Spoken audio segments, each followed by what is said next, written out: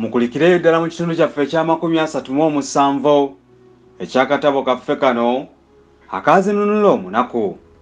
Kino nno kye kitundu ekya 38 nga kigenda mu maaso bwe kite. Ye kwe kuddamu nti kale kiwedde tunyumye birala. Ddala kino kyankeeta nnyo. Kyenava njagala nyongere okumunnyonnyola era naye annyinyonnyole tutegeeragane ku nsonga eyo. Yagaana.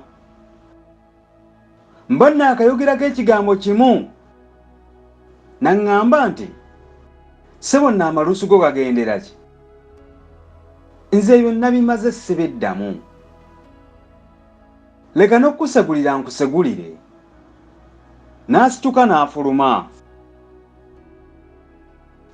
Kino kyannema okugumiikiriza. Aba atuuka mu luggya ne mmulumba ne mmukwata emikono gye gyombi mu biseke ne mmunyeenya. Ye nno ng'olwo atunudde ku ttaka. Ne musaba ntunuulire. Naye n'asitula mpolampola amaaso ge okutuusa lwe gaasisinkana n'agange.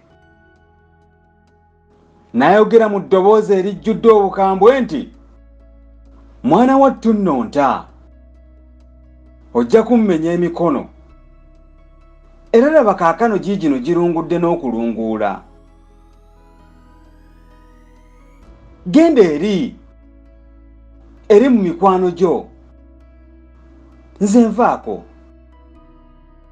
Era n'ayongerako na kino nti, naye abasajja temuli bantu era temulina mwoyo. Kwe kumubuuza oba mu mazima yalowooleza ddala nga simwagala. Okwandibadde okunziramu. Yansaba nneme kumuteganya kubanga yali amanyi byonna. Anti ng'asirika naye amanya. Eyannimirira enkumbi yali njoje. Era n'ebigambo eyabirunga omunnyo yagunoza. Mba nsigadde kumira mangota, Meeya kwe kujja n'annyamba. Nga bw'ajuukamu akatono nti, bannange, gwe lwaki mwannyinaze omuwaayiriza nti takwagala? Nze mmanyi akwagala nnyo. Mpozzi ggwe tomwagala. Ko Mirembe nti, nze ye nno ggwe wandigambye otya? Enkima esala ogw'ekibira? Ddala ddala mwannyoko ono tanjagala.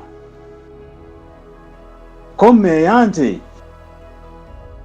bannange, akwagala?